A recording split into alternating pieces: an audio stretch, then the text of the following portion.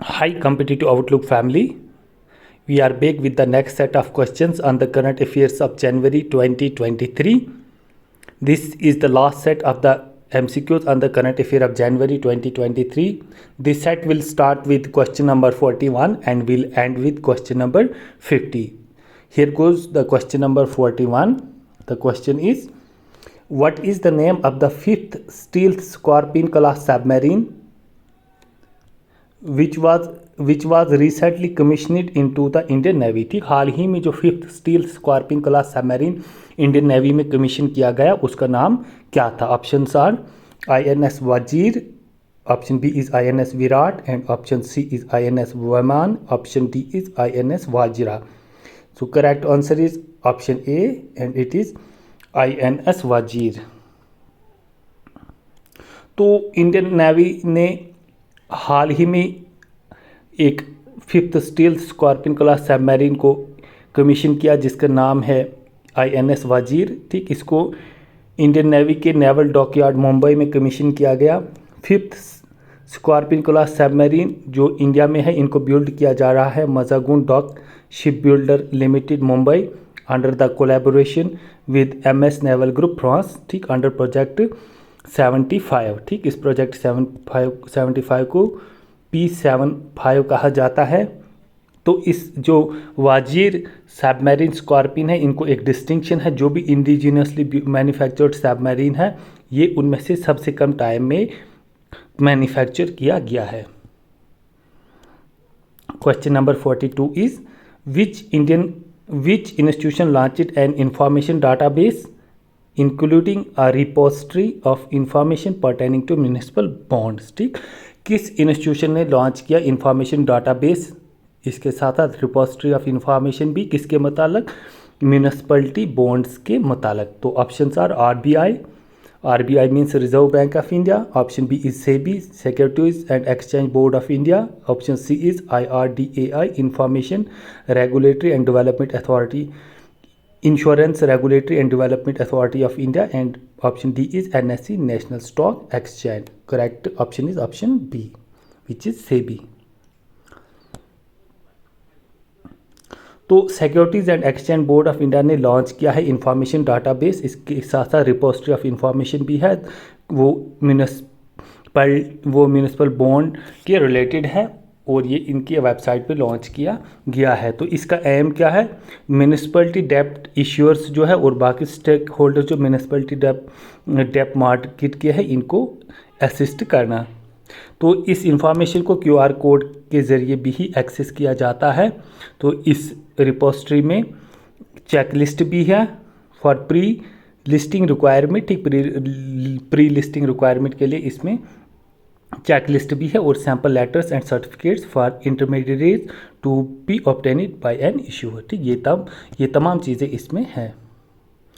तो question number 43 is Ministry of Ayush partnered with which institution to promote medical value travel in Ayurveda. ठीक, तो ministry of Ayush ने किस institution के साथ पार्टनर किया है ताकि प्रमोट किया जाए medical value travel in Ayurveda. ठीक, तो options are India tourism development corporation, option B archaeological survey of India, option C national archives of India and option D is IRCTC and correct answer is option A, India Tourism Development Corporation. तो ministry of Ayush ने एक memorandum of understanding sign किया है India tourism development corporation के साथ, ministry of tourism.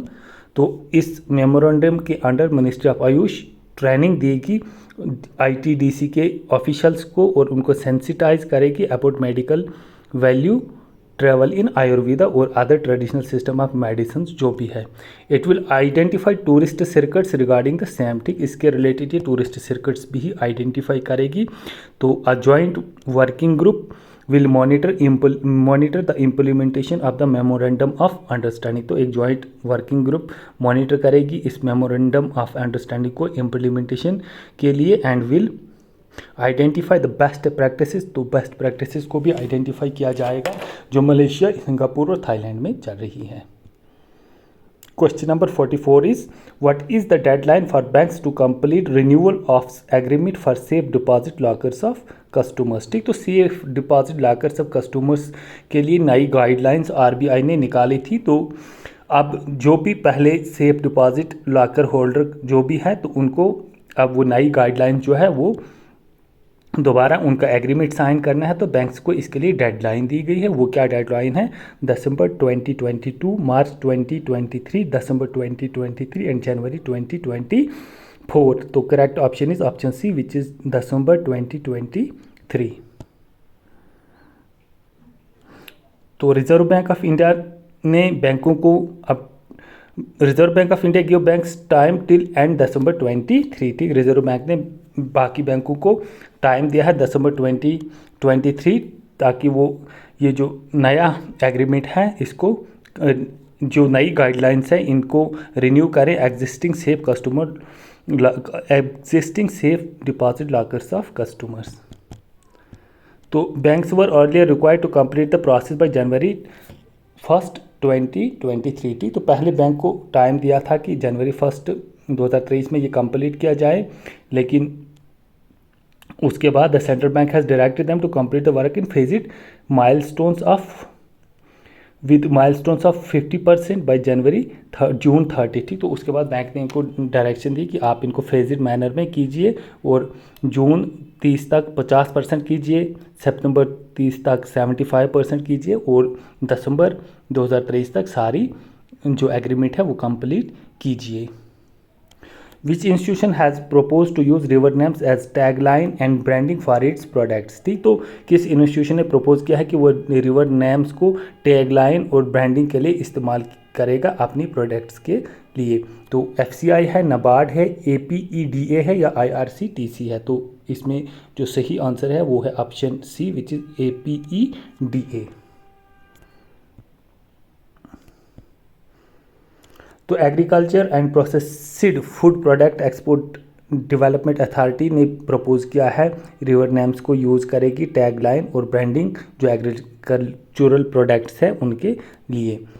तो APEDA is identifying agricultural products that can be sourced from Gangetic, Brahmaputra, Kaveri and Godavari river basins among others. ठीक, दूसरे रिवर्स के साथ साथ ये इन जगहों पे इन रिवर्स में आइडेंटिफाई कर रही है प्रोडक्ट्स को जिनको ब्रांडिंग और टैगलाइन के लिए इस्तेमाल